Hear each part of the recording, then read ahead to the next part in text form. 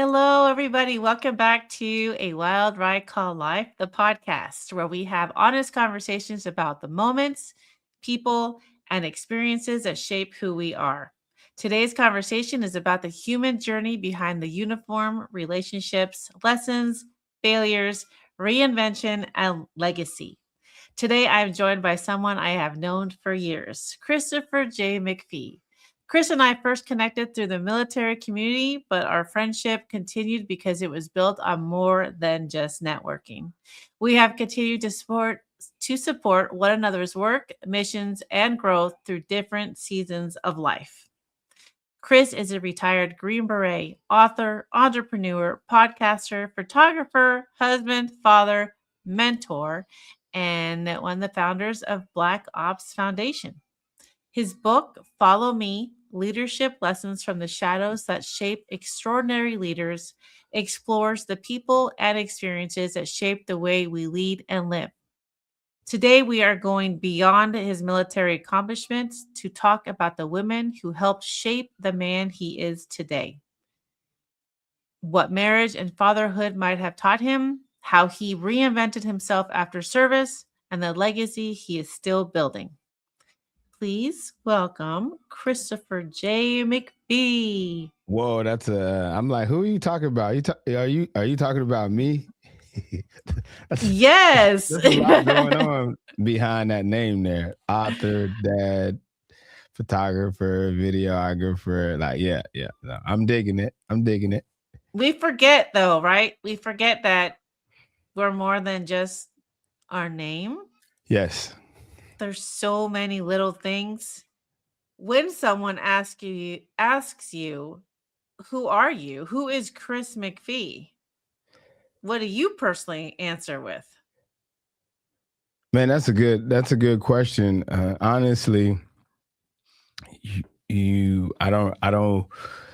I'm trying to think back to where I've had someone directly ask that question to me, but for me, Chris McPhee is a guy who's still growing, right?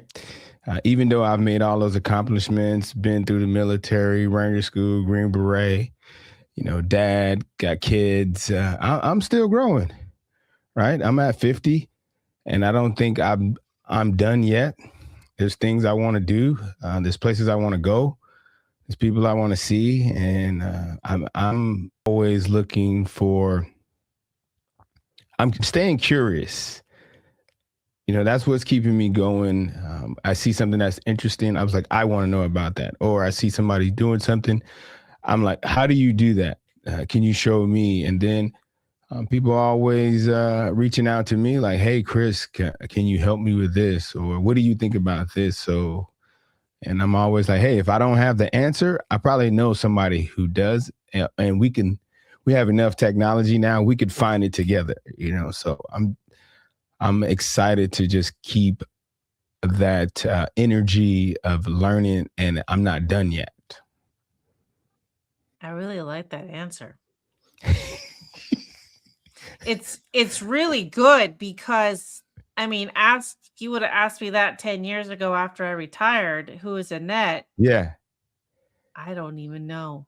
Yeah. Because the uniform was me. I could totally agree with you with that one. And, it's that answer is a, what do we say? That's a answer that's been developing, because I'm like you. If you would ask me that question 10 years ago, I'd be like, yeah, I'm a retired veteran, Green Beret, blah. End of story. Right? That's it. That's end of story. What'd you do? Oh, I was a comms guy on the SF-A team. Oh, that's cool. And then the conversation moves on from there. But I think, like you, we together, like you mentioned, we met after we transitioned out of service, and we were at the Military Influencer Conference in Washington, D.C., and we're both in this podcasting class being curious, like, how do we do this, right? How do we use this equipment and do all this stuff that we're doing now? And that's it, over time and space. you know, we have come to a place where the military is what is a part of us, but it's not us, right? It's not us all together. When you meet me, it's not, oh, I'm Chris McPhee, Army guy, or Annette, Army lady, So Mhm. it's been taking some time to learn that. It really does. People often they look at us and think, "Man, you really got it together. You're doing so many things. You've done this." And in the back of your head, you're thinking, "If you only knew what it took to get here." Yeah, yeah. You hit on a good point because like I watch both of us, we somehow miraculously end up in the same place. I don't know how that happened, but we were in DC, and then I moved here to Texas, and then like, oh, you know what, you're here too. So it's an opportunity to keep collaborating, keep the friendship going, keep helping and supporting each other, and it's been fun. It's been fun. It has. I Why do you think that some relationships continue long after conferences like the one we met at, the military influencer conference, and or when a professional connection ends? Why do you think relationships continue after that? Hmm. That's first I'm gonna say, I'm gonna speak from our experience, and our experience is similar to other friends that we know from that time period. And during that weekend, I actually was recording podcasts at the conference, and there was a person, Jay Salters. You know him well. He's the executive director of Act Now Education, and I was in my hotel room. I had my mic and everything set up, learning how to do it. I don't know if I was doing it right, but I had a microphone. I could record a voice, and that's all I knew. All right, so I approached him and I was like, "Hey man, do you want to be on a podcast?" He was like, "Yeah, man." He's like, "I'm not a good podcaster." I was like, "Well, how do you know?" I said, "We just got to talk." So it sounded kind of weird. We're having lunch. We've seen each other a couple of times during the conference, and I invited him up to my room. I was like, no, it's not like that. We're just going to record a podcast. So, but the conversation we had was exactly what you said, and the title of it was Stop Networking and Start Building Relationships. And I think that's why you and I and people like Jay and other individuals, Donnell, Cortez Riggs, Ruben Ayala, Mike Clark, all the people that I'm associated with at this point, it went beyond just exchanging a business card and doing your 30-second pitch to each other. And then hopefully afterwards, you will connect some kind of way. But I think if I had to say one thing that actually got us to where we were intentional about our communication and what we wanted from each other. And I think that is the important part, is like, yeah, you could exchange business cards, but what do you want from me? What do we want from each other? Or how can we help each other? Most importantly, not like, oh, I'm going to take from you and run, or you're going to take from me and run, but I have this piece, you have that piece. How can we put our pieces together to create something or move each other forward? And so for you, I needed podcast guests. And so I invited you on my show because I'm trying to develop my podcast. And then I was at Bunker Labs, and, you were in some other cohorts with like the Rosie Network. You told me about that. I got involved with that. And, so before you know it, we're exchanging. We meet Donnell, we meet Jay. We're in the DC area. There's a photo, but it's the photo of all of us at the Vetties. Remember that night? Oh, yes. We all was Donnell, it was Jay, it was Monifa. She's in Vegas right now. Natasha Hines. Hines was in that photo. Who else? It was myself, the core crew, and we all met at Mick. Like we all, it was like, I want to say it was later that year in the winter when they had that event in the fall, late fall, early winter. But we all today, we're all connected some kind of way, and we've all thrived from that weekend. Donnell's has his organization going on. Jay has his organization going on. You've been doing your work. I've been doing my work. Monifa's out in Vegas now doing her thing, so it's a good collective of individuals who were intentional about what we wanted out of the relationship. And I think that is the key to not only when you go to conferences to networking, but just in life in general, right? We have to be intentional about what we want. And it's hard sometimes. It's hard. It's not as easy to ask for what you want or pursue it. It's not as easy. You're absolutely right. So let's dive into, you were talking about, we were both talking about how we didn't really know how to answer someone when they ask us who we are. But when you think about that man, that person that you are today, which women had the greatest influence on who you became? By default, I got to say my mom, right? That's where it all started. Single mom. I'm the first of three boys. So my mom was a single mom growing up during the years. And she is definitely the light that's been lighting my fire.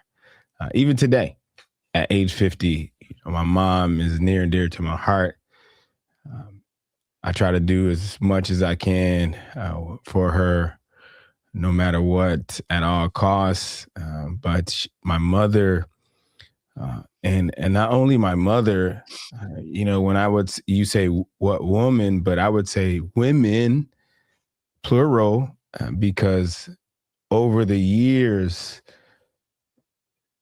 I would say the next person was, and I'm gonna mention her, Miss Saunders. She was my elementary school teacher, and I was third, fourth grade. I remember I spent a couple years with her as a student, but I would go home with her after school because my mom was working, and then we had my other two brothers. So my mom was off working, and daycare is one of the biggest thing a single mom has to deal with, or just parents in general, whether you're single or dual parent, daycare is a big deal. So I went with my school teacher after school, and for some years that was the flow. So not only her being my teacher, but after school being someone who mentored me and correct my English when I said something out of line, or took me places. I think she graduated from Bethune-Cookman is where she was, and she was part of the Delta sorority chapter. And I didn't know it at the time, but I was like, man, she's got all these elephants in her house. And I saw, but later on, I realized like, oh, she was a part of sorority and understanding what historically Black colleges are and what they're about. But she was a big football fan. San Francisco was her team. And we went to football games. She'd take me there, and she was always including me in activities. She didn't have any children, but she had myself, and then her sister had her kids, and we were all there in that group. So that's probably outside of my mom, my immediate family. Uh, she was one of the women in my life that helped shape me. And at that time, I was a little knucklehead kid growing up in the inner city, Liberty City in Miami, and got into like some petty theft, and she handled me. Not only did my mom handle me, but she handled me. So this is old school back in the day when um, the village was raising the kid and not just the parent by themselves, and a lot of rules. And I get it. You can't trust everybody, but those that you do trust, that have good intentions to help your kid thrive, it's okay for them to be disciplined by someone other than their parent, right? That's why we have coaches, and teachers are not disciplinaries these days, but back when I was going to school, they were, right? They got you in line, and the parent and the teacher were on the same sheet of music, as we would say, from the military. And how we say now, what is it? Now civilian corporate, it's they had a consensus that, hey, we're going to make sure this kid is not unruly. So I'm the parent, you're the teacher, we are in agreement that you can discipline him, little Johnny, or a jail. So I think that helped me a lot at that early age, because I was going down the wrong path. Petty theft leads to, more and more, and getting in trouble. Even at that age, you get arrested.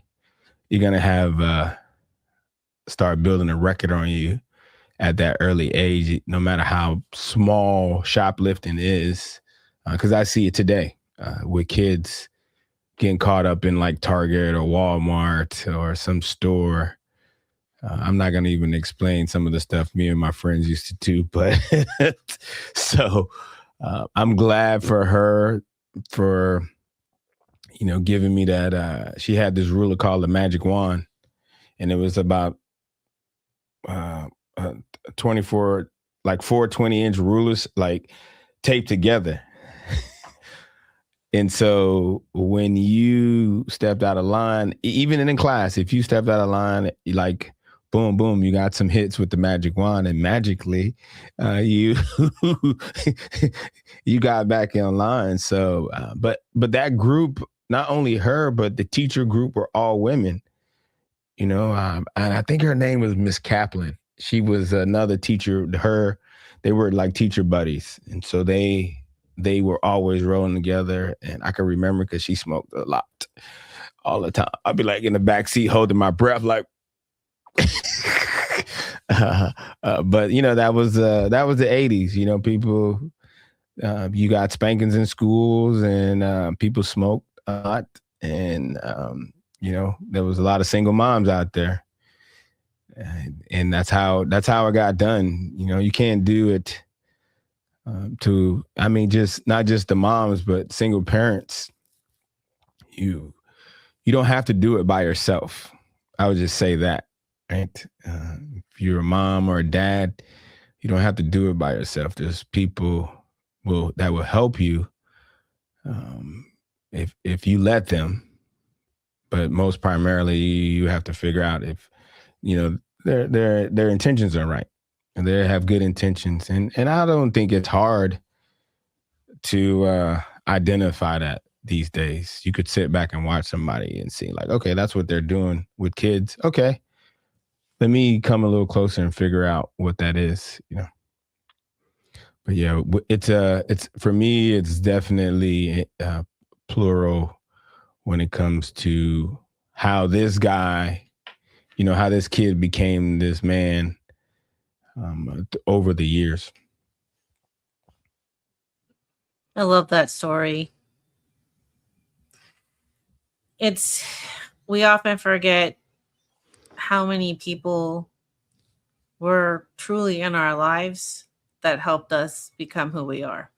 No, you make a good point. I to just speak on that briefly, I'm not open doors like come all in, but I think just in society today, people are less reluctant to be open for that, right? Even at sporting coaches, anything, pastors at churches, I'm not going to get into the ugly side, but I think that has pushed everybody away. Like, I don't want nobody near my kids, you know?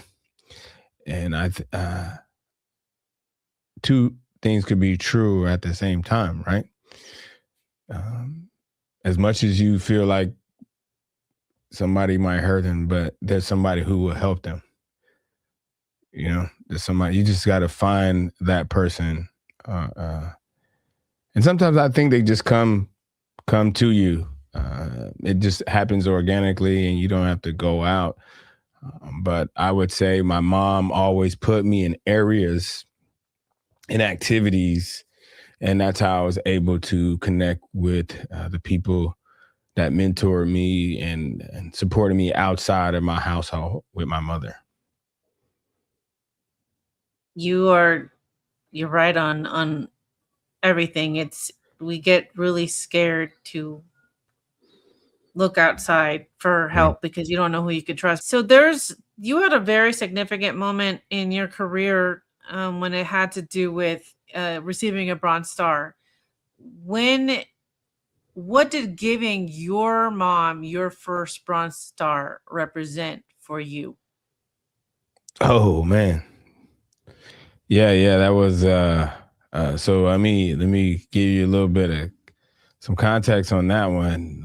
That's for starters, my mom, like I mentioned, she's been with the champion to support me, give me my fuel going forward. But after my first deployment to Afghanistan, and even prior to that, my mom's always been there at these graduations. High school graduation. I went to basic training right out of high school. So 30 days out of high school, I was at Fort Leonard Wood, Missouri. And once I was done, my mom and my two brothers, and my stepdad was there at that time. He came. And so they were there at graduation. Then when I actually graduated the Q course, the Special Forces Qualification course, my mom was there, right? She was there with my brothers at the time. And then later on, another milestone in my military career was attending Ranger School at Fort Benning, Georgia. And that day, my mom, she wasn't feeling well, but I know I was away because we were, when your family comes, they just get the information. You get to see them briefly, but then you're back with the class in isolation until graduation actually happens. And so I wasn't sure if she was going to make it because she wasn't feeling well. She was ill, but she made it, and she was there, and mostly either people's supervisors or the squad leaders or platoon sergeant commanders pin on their Ranger tab. But I could say my mom did that. I got a photo of her pinning on my Ranger tab. It was a big deal for me in my military career. I don't think she knows how big of a deal it was when she was doing it, and even to this day, but she it made her, she was happy and proud to do that and to see it was such a big event. And I just felt with that Bronze Star after deployment, basic training, and getting to where I was in my military career, I bought her things, over the years for gifts. But I think that was it. I took my certificate, I took the medal, I took my dog tags and my combat infantryman badge, put a a unit patch with, my Special Forces unit patch, my Ranger tab, my SF tab, airborne, because the triple canopy is what they call it, and that Bronze Star, and I put it in a plaque, and I had it framed and matted, and I gave that to her, just to, I think, one, to just as a big thank you, so she can see what she has done with this little boy over the years. And I would say she gave me basic instructions: don't get in trouble, be respectful, and get good grades. Right? That was it. She didn't tell me how. Right? Because she had my other two brothers to deal with, and she was working. And so, and I know we're going to talk about it later, but hence comes what the book Follow Me.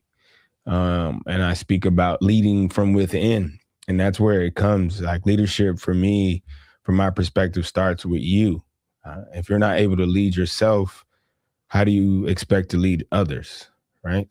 How do you expect people to follow you if you're not a good leader of yourself? So that plaque and giving her that Bronze Star was a token of appreciation to show her. And then also on another note, unfortunately, a lot of our soldiers were dying during that era of war. That's what happens. And so, I was kind of looking ahead. And so at least I have something there to remind her of who I was and the young man she helped, that she brought into this world and help raise into this individual who's off, putting his life on the line for this country. Real talk. That is, we talked about, and I'm going to say this, and I hope the people that listen to this, and I was like, hey, your audience, and I want to bring something real that it makes sense. I don't just want to come up here and talk about firefights and how many ruck marches, because I'm more than that. Veterans are more than that, and I hope a lot of more of us realize that the military is something we did. It's not who we are. It shaped us as an individual, just like going to high school or going to college. Right. It's just like everything else. We decided to go join the military. Other people decided to go to college or do this or join this organization.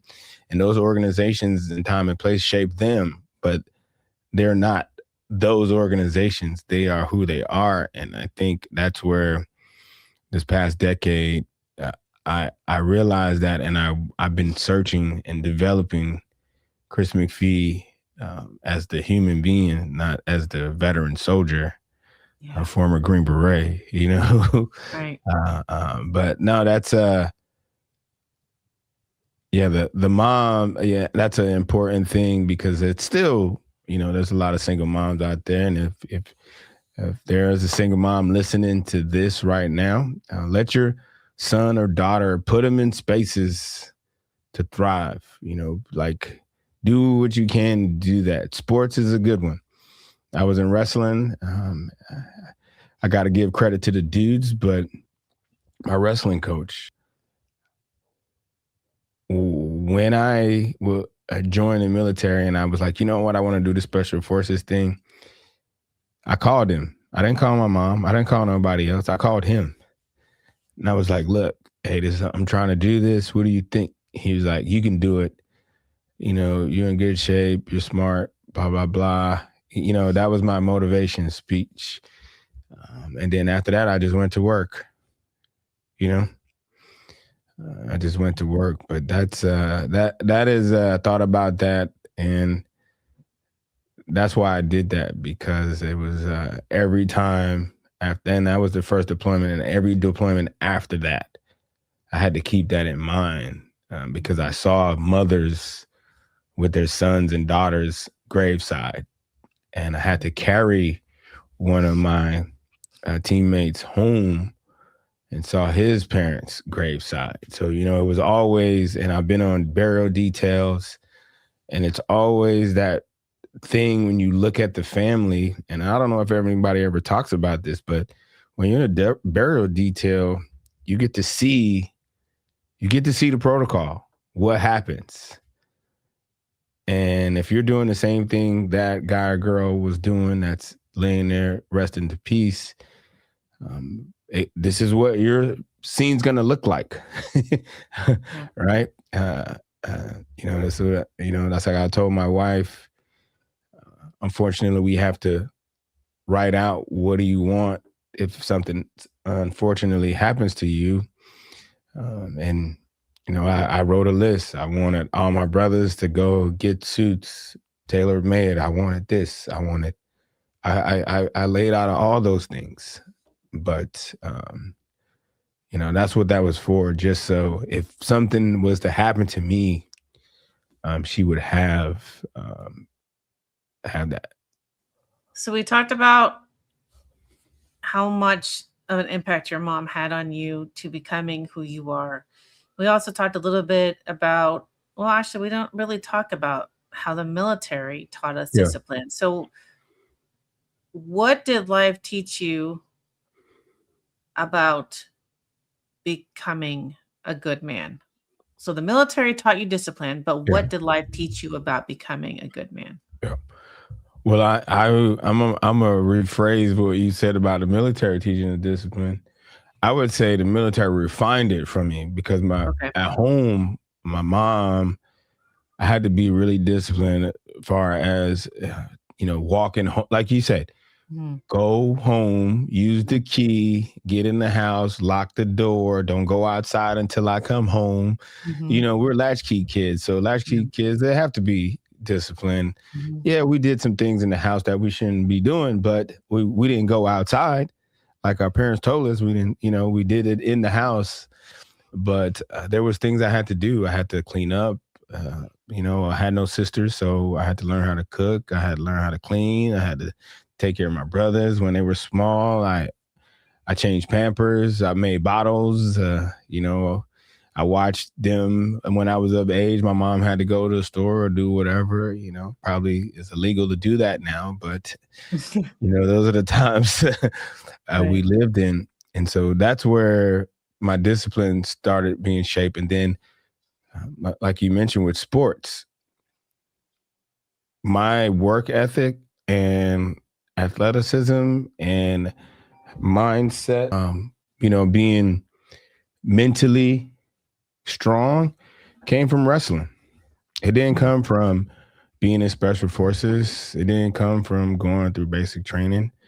It came from wrestling, where I had to run. I was a lightweight, so I was always dieting, not eating sometimes, running, 5, 6, 10 miles, just to wring my body out like a sponge, losing weight by dehydration, and then refueling and then going competing.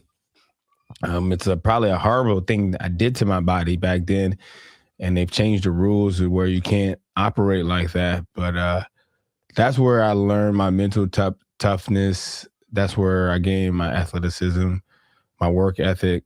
And then when I joined the military, I was exploring, right? I joined as an admin clerk. So I was coming in like, hey, I'm not trying to go to the field. I'm not jumping on no airplanes. I'm not doing none of that. But as I explored and I met people and they introduced me to a couple items, I started changing my perspective.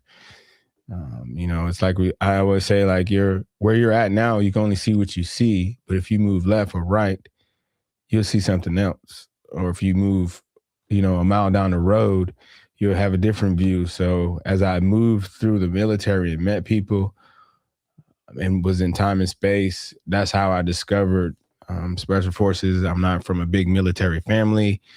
My granddad wasn't in special forces like a lot of guys say. I just don't have that. I'm not a legacy SF guy. I'm not a legacy kid, right? I'm the first one, right? So that's where it just refined my discipline coming into the military, which after now with my kids, it's helped me become a better parent because I had to learn at this stage now. We're in our 50s now. And so I was a young parent. I was a young parent at 20, right? My first child at 20, and then about 22, 23 was my second child. So I was a young dad. My first marriage, I was with their mom, but unfortunately, we end up getting a divorce, and I credit that to one, just not knowing what you're doing.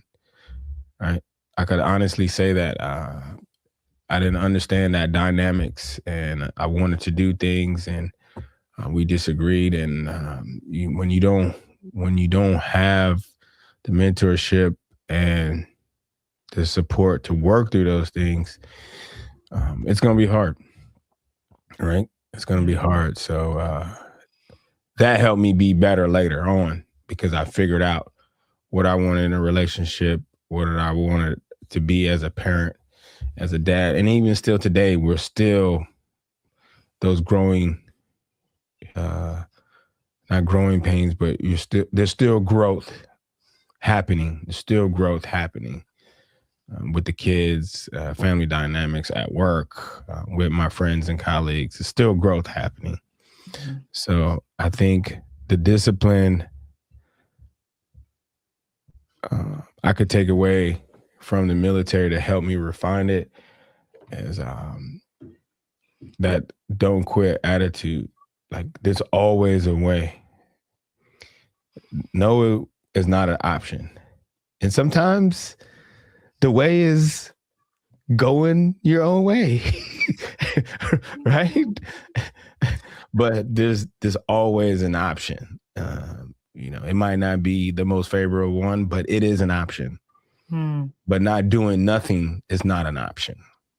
Mm-hmm. Right? Yeah. Even though it is still an option, but that's not the one you want. Don't do nothing.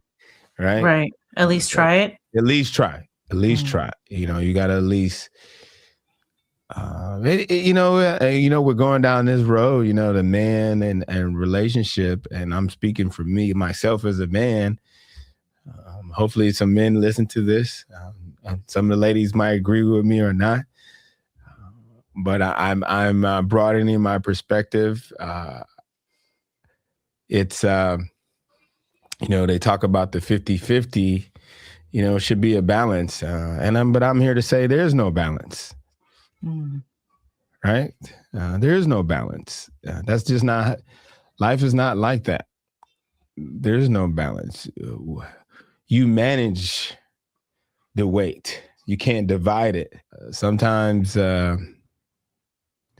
people say you have to sacrifice or you have to compromise. But sometimes the compromise is the way to move forward.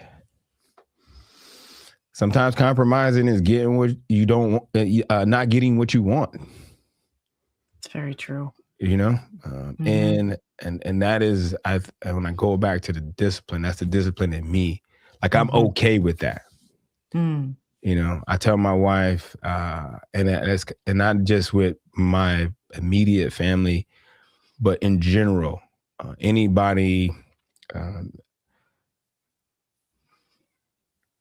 as a kid growing up, I'm the oldest of my two brothers and my other siblings. And I feel like I'm the tribal leader, right? And I've taken on that persona in my own. I don't know if they look at me like that, but that's how I look at myself. And one thing as a tribal leader that I live by, anything that happens good or bad is my fault. A lot of weight to carry. It is. But it makes it easier for me to move to the resolving the solution. Okay. That's my way of saying, okay, if this is an issue, let's not waste time blaming who fault it is. Let's focus on how do we resolve it or fix it or find what we need. Because I noticed that not only in relationships, just in general, that we spend a lot of time, a lot of energy on frivolous things when we could push that energy to a solution. And that could be like me living in some space of utopia, but that's how I try to interact with people that way. If there's a problem and we spend like 10 minutes talking about the problem, I'm like, yo, shut up. What's the solution? I'm just going to be annoying because we just spent 10 minutes talking about a problem. And when you start hearing the conversation doing this, that's when you know you've talked enough about the problem and it's time to move to talking about the solution. When you can see the conversation going in circles, you're there. At that point, you need to just move with intention and say, hey, we understand the problem. What's the solution? If they say something again, what's the solution? What's the solution? Don't explain the problem to me no more. I know the problem. What's the solution? Right?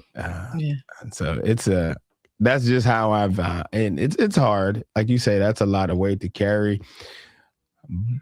But that's my life. Everybody in my family look forward to me in any shape or form for help, right? It's like the person in the workplace who is probably, I'm not saying they're the best employee, but they're viewed as the go-to person. And when you're the go-to person, everybody go to you. Yeah. Yeah. Even when there's 10 other people to the right that the supervisor can go to, they rather go to you. Why? Because they know it's going to get done. And that's the double-edged sword of being, as they say, go-getters like we are, Oh, yeah. When you're a go-getter, that is the life. So that's where I got to that point. Like, no, it's, if you do something good, it's my fault. Right? Because with the bad comes the good. So if you do something good, like, okay, I did what I was supposed to do as a tribal leader. You got the resources. I gave you good mentorship, guidance. You won. You lost. Okay. What can I do better to make sure you don't lose again? That's a true leader. Leadership is not easy. It's heavy. Very if you heavy. really want to be in that position, it's heavy. It's heavy, man. It's being a mom is heavy. Like, that's what a mom does. Everything that happens or doesn't happen is her mom's fault. It's like you said, it's easier to just accept it rather than sit there and argue on who do we point to. Just okay. Yeah. And I don't know all women, but I could say based off of my lived experience, women have an intuition that men don't have. We've always, I know as a kid, I've been told, boys and girls, as far as development, girls are a little bit, I think, socially, and not saying, when I say develop, not intelligence, but social dynamics, they're a little bit above little boys when they're growing, and that continues, right? I could go into I've read books on those type of things when it comes to dating. I use that for example, right? Women are gonna get hit on by 50 dudes. And think about it. When she becomes of age, she's gonna get hit on by a guy for the rest of her life, 2 and 3. But that doesn't happen to a guy. Right? Most young boys, unless those outliers that are very cute and gorgeous to girls, go over them, but it's not the same as with women, it's not the same. So when you look at it from that perspective, you guys have heard a lot that guys have not heard. Hence why maybe sometimes the courtship between a man and a woman is difficult, because if you've heard it a lot of it, depending on your age, and you could sense when you're hearing BS, or well, like, you know what, this guy's different. I'm interested. But if he's spitting the same line that the last 10 dudes you probably heard who try to, let's just get a conversation going, it's gonna be like, and dudes be like, oh man, whatever. No, it's just like, hey man, you just got to have a better approach. That's all that is. You gotta be don't be like the next dude, hey. But I digress. That's just me. But to my point about, that was when my mom, anything that went good or bad, it was her fault, because she was by herself. Right? Yeah. And so that's probably where I get that from. I don't mind taking the responsibility. Back to your point about how did the military shape me, that helped. That was refined in special forces. Like, I can't, when you're operating on an SF team, it's whatever good or bad happens, it's the team's fault. Because nobody's there but us. If we're operating in a village and it's just 12 of us, anything good or bad happen, it's our fault, because we're the one who are there to influence and shape the environment. So if you're wanting to really shape the environment, that's how I think that, for me, that's my mindset. That's how I look. If something happens within my circle, I don't try to see like, oh man, I shouldn't have did this. I'm like, what could I have done better? Right? What can I do to resolve it? And sometimes it's like I gotta cut people off. Right? And sometimes I have led to that with people I've worked with, colleagues I've worked. I try to make it happen. I'm like, I was like, you know what, man, let's just kill this. But that's how I feel about that overall. Yeah.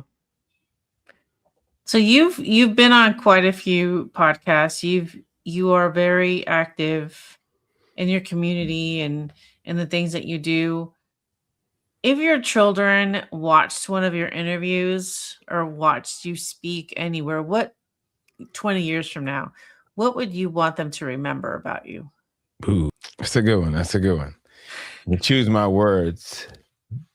I'm going to be clear and concise. I think to sum it up for my kids, if they were watching this, kids, if you were watching this 20 years from now, my kids, Jasmine, Sakara, Chris Jr., and my son, Gabriel, that's the baby. If you're watching this, they would say, I'm hard, but I'm fair, right?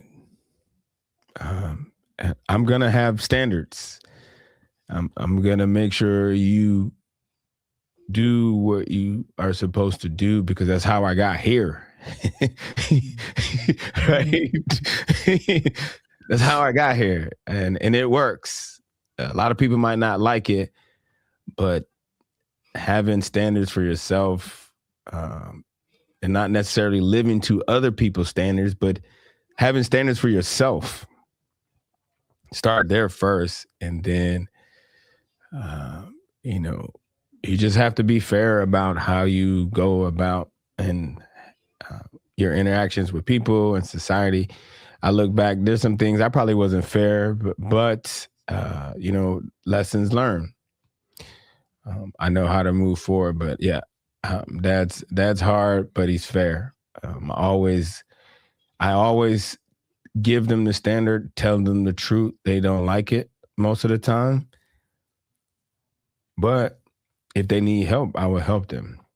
But you have to, it comes by a way of, did I fall in line with the standard? Did I, you know, go the route? And then if I do that, I know dad's going to help me. Mm. But if I don't, I just can't. Yeah. You know? And it depends on, you know, when people probably hear that, like, oh, you're not going to help your kid. No, it's not that. It's just that spoon feeding your kid and helping them is two different things. Yep. Right? You know, and then sometimes it's like, you know, our kids like, hey, dad, I need this, or hey, mom, I need this. And, you know, we're ATM over here. Oh, I feel that. Right. But no, they'd be like, dad's hard, but he's fair. You know, I'm all about having fun, but I'm about that work too. You have to. I'm about getting that work, and that's how I am. I am gonna work. I'm gonna work it. You know, I always tell them. That's what I tell my son now. He's in sports, competitive sports. I didn't get a wrestler out of him. I tried to do that, but he's in track and field and cross country, and he's playing basketball. And I was like, bro, don't. You're not gonna be outworked. You know, don't let it be that. Like, that's how you compete, and that's how you build that competitive edge. You know, if it's academics, stay up late. Get that work done. You know, don't waste your time. You know, put your phone down. You know, get your work done. You know, and that's just it. You know, be hard with your kids, but be fair. Don't be a pushover. Parenting is hard. I tell that to my 23-year-old and my 26-year-old. There is no rule book. I'm still trying to figure it out. It's like phases. There's phases. How do you raise them to be, you know, in their toddler years, and then their teen years, and then their young adult years, and now that they're parents. Yeah. How do you try? It never ends. It doesn't. Your job is never done. Even though they're both moved out, still their mom. Yeah. And sometimes not helping them is helping them. And that's hard. It's so hard. I've been there.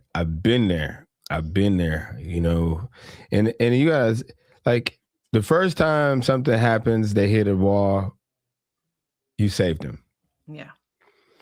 The second time you give them a lecture, then you saved them. Yep. That's what my kids would say. He's going to help me, but I got to listen. The help comes with a lecture.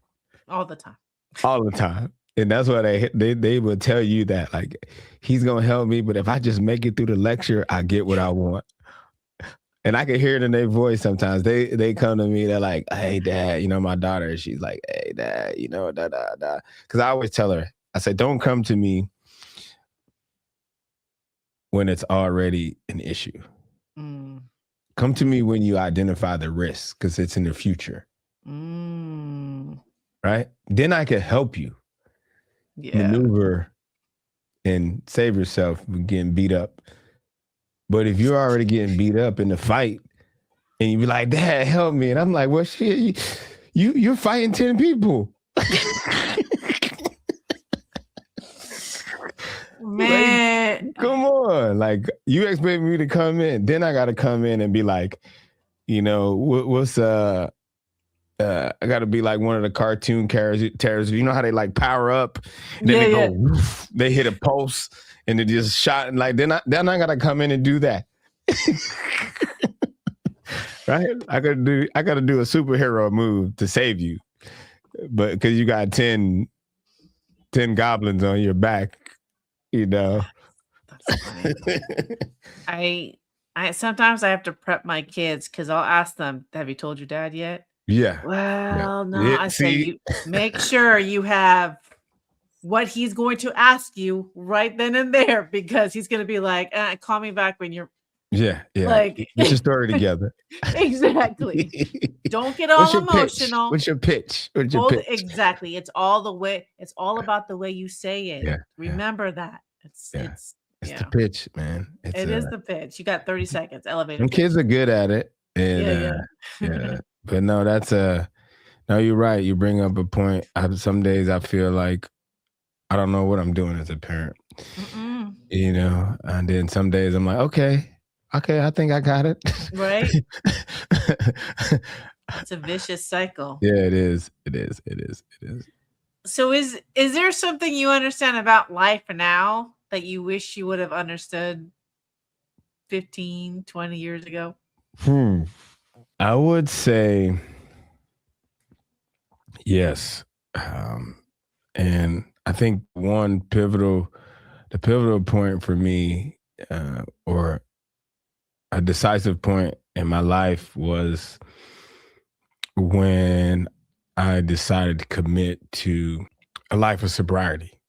You know, I had gotten a DUI in 2004, was out partying, you know, had the keys, got in the car, got pulled over, boom, got a DUI, general letter, reprimand, got kicked out of my, you know, non-commissioned officer advanced course, got all my schools that I were lined up to go attend in the next 90 days taken away from me. But luckily, I still, at the time I was promotable, I was still able to maintain my promotion. And I think it's just due off of my relationships. I used to always hear about other soldiers getting multiple DUIs and be like, how does that happen? And I wasn't going to try to go figure out if I could do it multiple of times. But the first one, I think because of my character and how I arrived to my unit, the relationships I built with my senior NCOs at an early stage, you know, when I first got to the unit, and then you look at 4 years later, these guys who didn't know me when I was just like this 24-year-old kid, you know, 5 years later, and, you know, they're the ones in charge. They were the senior guys, OGs, mentoring me along the way, and something happened, and it was like, man. And it almost kind of felt like they felt it was their fault too, that happened. And that's the kind of relationship I built with the guys in my unit. And one of my long life mentors now, he who helped me through that situation, you know, over 3 decades. He's been a close, dear friend, you know, kind of like a brother, but close mentor, helped me a lot along the way.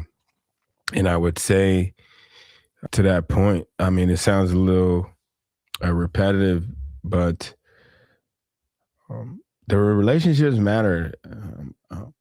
I just finished up a documentary series, co-produced, direct with my buddy Ruben Ayala and Mike Clark and a bunch of cool super veterans, special operators, and one of the guys in one of the subjects there, Mad Max is what they call him. Max Mullen is his name. And he said in the interview, always treat people with kindness, right? Always. And that's hard. It sounds like, oh, yeah, just treat. But I think that's the discipline part. Like, you have to discipline yourself, even when people are being ugly as they can be. Somehow you have to find some way to either walk away, or you just got to do what you got to do because they deserve that, right? They deserve that. But you don't move through life treating people like crap. You don't intentionally do that.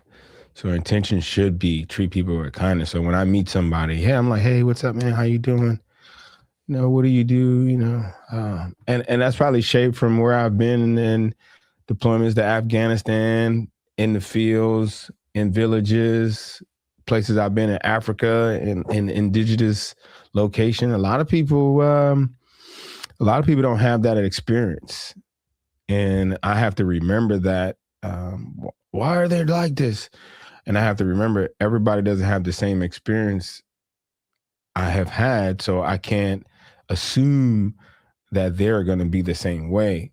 And so that's where I have to, you know, be optimistic about it and say, okay, I take you as you are.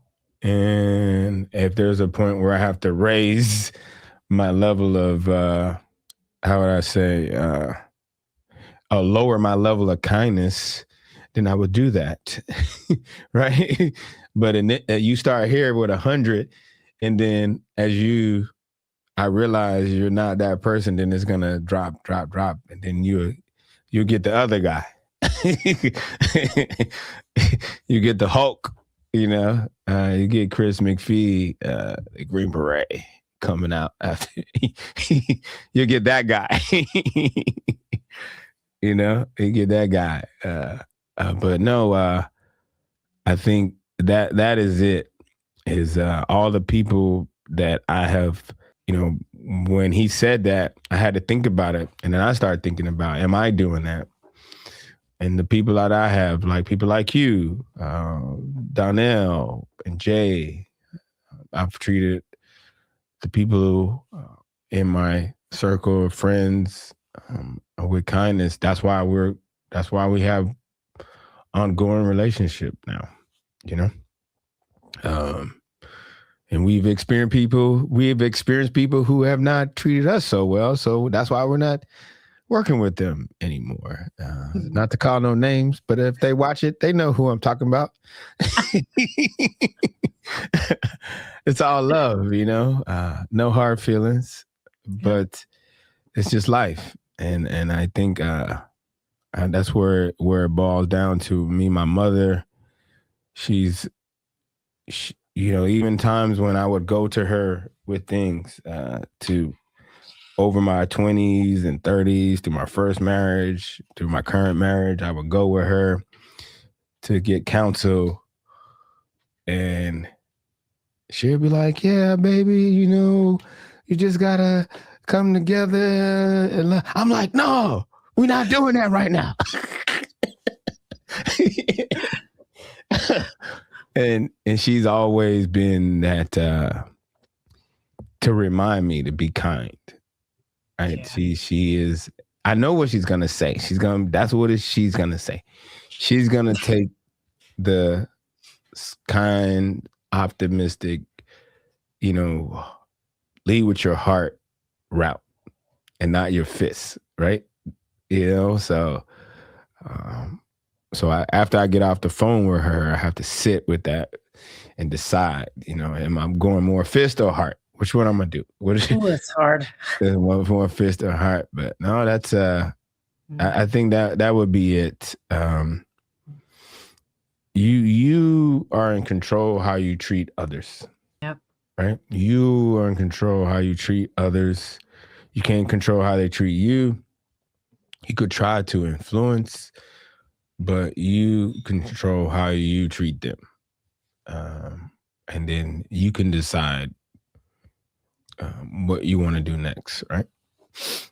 Based off of that. But at least you could walk away knowing that I did my best to, you know, that's at the end of the day, you know, you hear a lot of people talk about your final hours, and you know, if you get to grow old and lay there and have you know, your last breaths, you know, that's hopefully I have that, you know. I could sit back and say, yeah, you know what, I did my best to treat people with kindness, and I could rest knowing that, Right. Right. You did something that I don't even think you thought you were going to do, and that was write a book.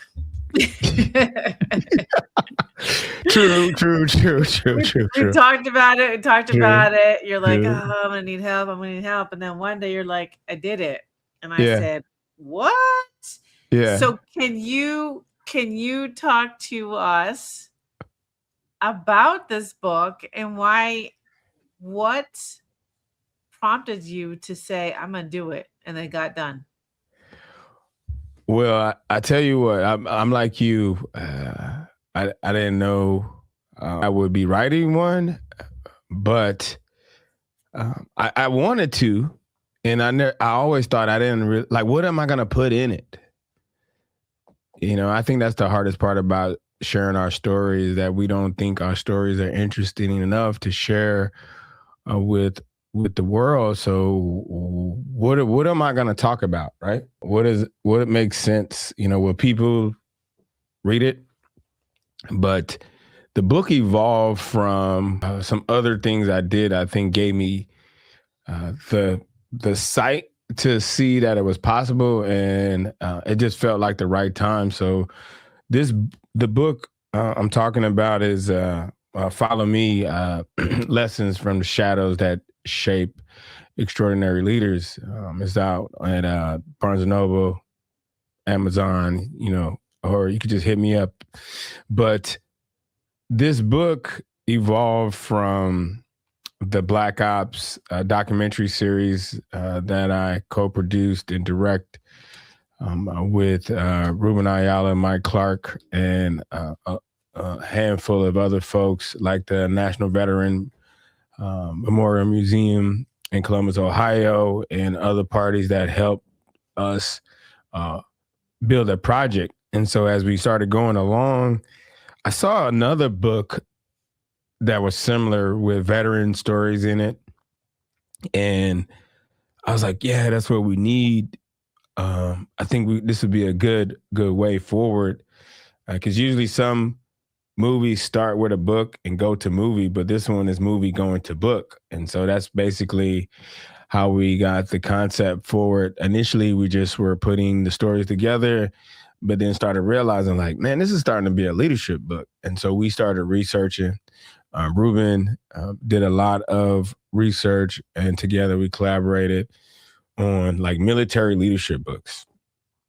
And we started looking around, and as far as the cover design, everything, you see the photo of that book is it's a person doing a free fall jump out of back of an aircraft. That's actually one of the subjects in the book. Robert Zachary III. He's in the book, and he's also in a documentary. Documentaries on Amazon Prime, Black Ops documentary. You could check it out there. But doing that project took us about, probably say 2.5 years. Once the last episode was uploaded, and I grew through that process as a photographer, filmmaker, storyteller, person. Using the things I say, treating people with kindness. I had to treat some people's level of some people got a lower level of kindness from me, like 10%. That's not say I like we normally say, I wasn't a butthole, but you got 10% of kindness from me. You can read between the lines at 10%. But yeah, the book evolved over time. We worked through it. We were some lessons learned through that process, especially. So if you're ever out there and you're thinking about self-publishing a book, feel free, go do your research and work that process out. I think it's different for everybody. I think the easy and more expensive route is just to have somebody help you publish it, go to a publishing company. But that comes with problems too, because you don't know, like, how good are they not? What are they going to do or not do?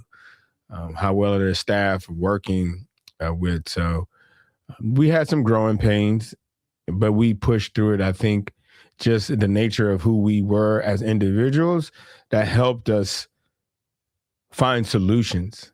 And I think, back to your point about the military, one thing they always preach to us in the Q course from day one is think outside the box. And that's like, for me, thinking outside the box is let's find a solution. Let's not focus and do what people normally do in the box is talk about the problem all day and point fingers. Let's think outside the box, find a solution and move towards it. And so that's what we did. And so luckily, this first book is a group project, co-authored with Ruben Ayala. And the stories in here are amazing stories of individuals who, just like me, started from a small town or a small city, a single mom, or not the best home location. And the one story that pops out to me the most, I think is most memorable to me, because when I went to film it, unfortunately, her dad had passed away a couple of weeks. And I had a moment there with Shirley Baez is her name. She's a retired first sergeant out of PSYOPs, Civil Affairs organization. And interviewing her and hearing her story, she's a young girl from Dominican Republic and moved to the U.S. They end up in New York, split household, mom's here, dad's there. She's living with her mom. And, things are not so great. And, dad's there. So her dad was very, to her, very important, just as a mom. But her dad was there, but she found herself on the streets getting into the wrong crowd. And one day she's there in New York. If you've ever been to New York, there in Times Square, there's the recruiting station. And she's like, hey, we'll give you money for college. And she takes that, goes through that door, and the rest is where it ends up here in this book, where she ends up. And doing an interview, the second time this has happened is like, what's just so cool when you're talking to somebody or you're interviewing somebody and when you really get into the really good stuff, when you get the emotion and a tear starts to drop, that's when you're getting to the good stuff, and it's real, right? And that happened to my first film I put together, and it happened. It freaked me out the first time it happened, but when I got to interview her and it happened, I was like, I just let the moment sit. Don't interrupt, and from that, when you say life lessons of me, what I've learned, not only treating people with kindness, every birthday I always pray for wisdom and patience. I just ask a great creator to help me seek more wisdom, not give it to me. Help, and that help could be, hey, make sure I wake up every day. I'm going to take care of my body. I'm going to do those things to get through it. But patience and wisdom. And I just had to sit with her and let it work itself out. But she came back and we finished the interview. But it was a real moment, and it just inspired me to just keep going, to keep working through the film. The nights I was editing, when I was like, man, I'm not going to get this done. And at one point I had a panic attack when we were supposed to release the first episode. I was finishing it up at like 3 a.m. editing, and I just lost it. And I just had to just go outside. And I think the weight of failure was on my shoulders, and it was really pressing me, because I asked for this and I'm pursuing this, and now it's almost here. And it's like, well, what if it fails? Or what if people don't like it? Da, da, da, da. What if it's jacked up? Like so many what ifs. But I pushed through it, and we came to a book. But overall, the film, documentary film, led to the book, and the book is supporting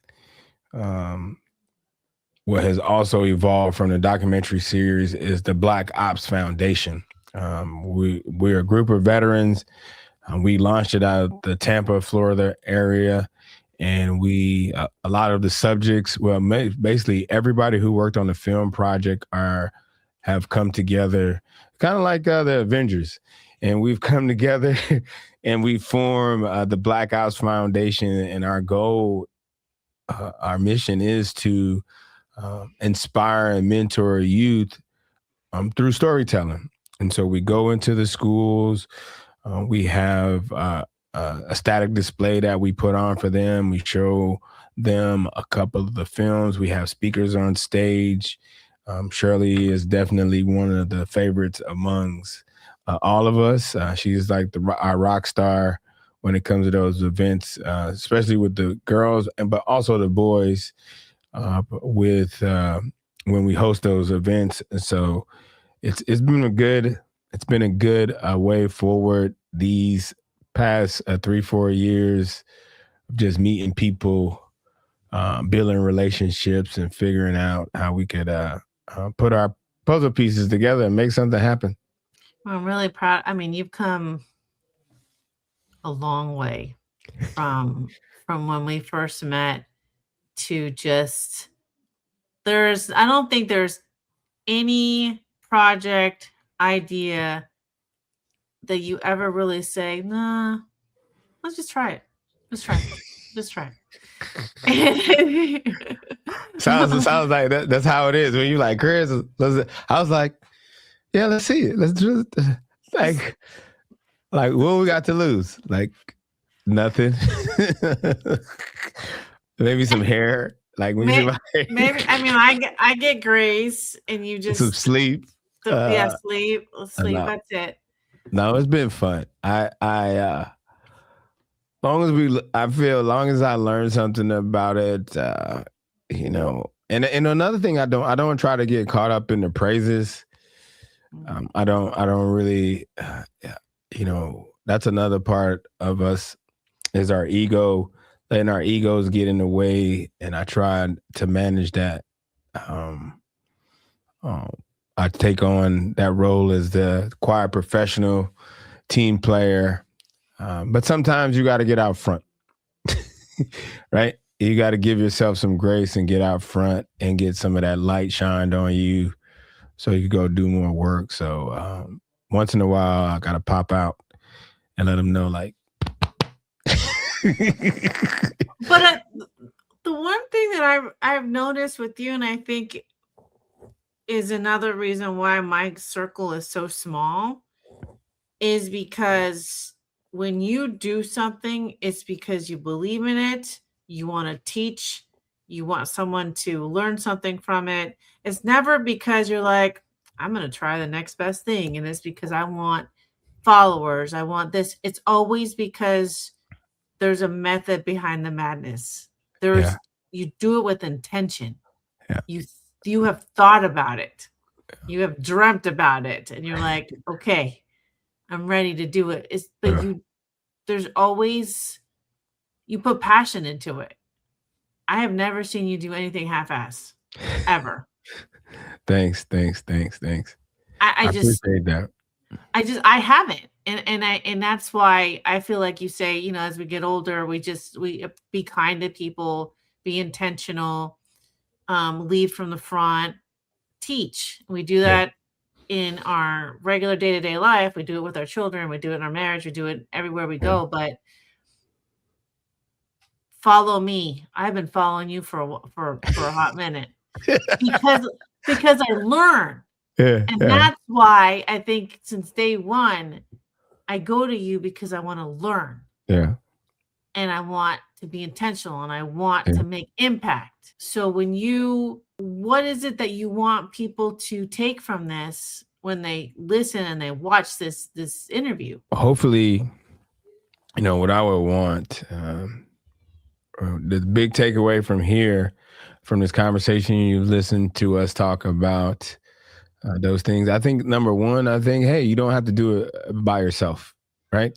You can get some friends or try it. Like if I hear a lot of people say, hey, I just got to keep to myself. Well, like, how's that working out for you? That's not how we are designed as humans. We need community. We need interaction. Like people might think they don't need it, but in some level, you're getting it. That's my first thing, is like, you don't have to do it by yourself. Second, to your point, see what you can leave. I forget how the quote goes, but it's with Maya Angelou. It's like it's kind of like when you learn, you teach. I've learned a lot of stuff. So my mindset is always, I can't take this knowledge with me and let it sit in the graveyard. So my goal, everything I've learned, I'm trying to purge and download and transfer to other people. Right? If it's helped me get to where I'm at, I'm trying to share it. One thing I do a lot, I teach the project management certification. I could charge thousands of dollars for that course, but sometimes I do it for free. And I've taught hundreds of students at once. I think to now I probably taught over, a good 1,000+ people, teaching them project management skills and helping them obtain certification. And then I think the third one would be, if I had to say it, is I'm going to use Max Mullen's line, is treat people with kindness. Try it. And then the bonus, I almost forgot, and because I talked about this a lot, is try to focus on the solution versus burning energy on the problem. Try that. Just try it. And when you see those conversations starts looping, you know what? Chris said this. When it sounds like we're just talking in circles. At that point, you got a decision to make. Either keep talking in circles or start talking about the solution. And that's how I part ways. Those are my golden nuggets. Sounds like you're doing something similar to what I do. With the craziness that I do, is you're leaving a legacy. We're leaving something. I want to leave something, yeah. You're always going to leave something, because they're always going to remember you as, well, you're the point man, right? You're the point man, you're the guy, but you teach. What did Chris teach us? Yeah. Someone's always going to remember what you taught them. Yeah. No, they will. Yeah. It's a big, when I see somebody post on LinkedIn that they got their PMP and they talk about the class and how it impact them, that's a win for me. They get enough money to get that feeling,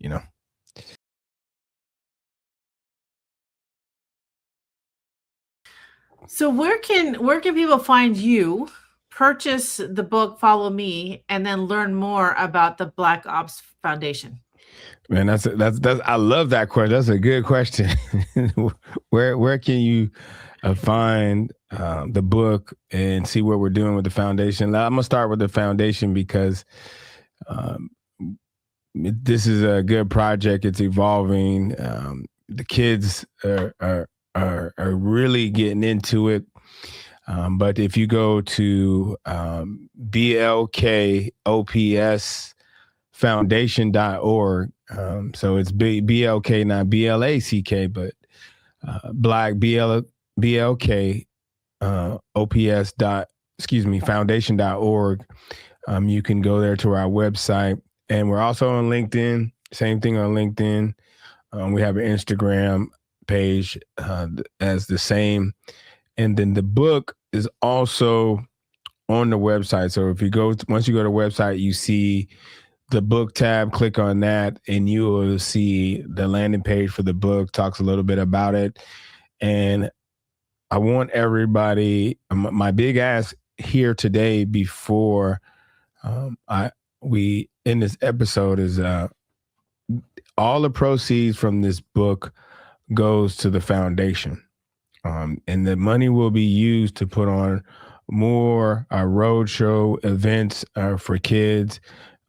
In the future, we would like to have, maybe a 3-day event for just kids, something in the summer where we're teaching leadership classes and mentorship. And then we have other speakers to come out and talk to all the boys and girls. Definitely have some military folks over there. So if your kid's thinking about going to the military, which is not a bad option, they can get some insight from a recruiter and just see what it's like, and hear from the OGs what it's like being in the military. And that's where you can find it. Also on Amazon and on BarnesandNoble.com, you can find the book Follow Me. And yeah, that's for the book. And for me, yours truly, you can find me at LinkedIn, Chris McPhee, PMP. And then I'm also on Instagram page where you can see a lot of my photography, and also at greenberetmedia.com. I wanted to thank you first for, for your friendship. I was on your podcast way back when, and then I revamped this one, and now you're on mine. And, we've been friends for so long. So I really, truly value your friendship and your mentorship, because you do mentor me. Thank you for being willing to go beyond the uniform and talk honestly about the people, relationships, lessons, and experiences that help shape the man you are today. To everyone listening and watching, thank you for joining us on another episode of A Wild Ride Called Life, the podcast. Remember that leadership is not only found in rank, titles, or accomplishments. It is also found in how we treat the people closest to us, how willing we are to grow, and what we choose to do with the lessons life gives us. Thank you so much.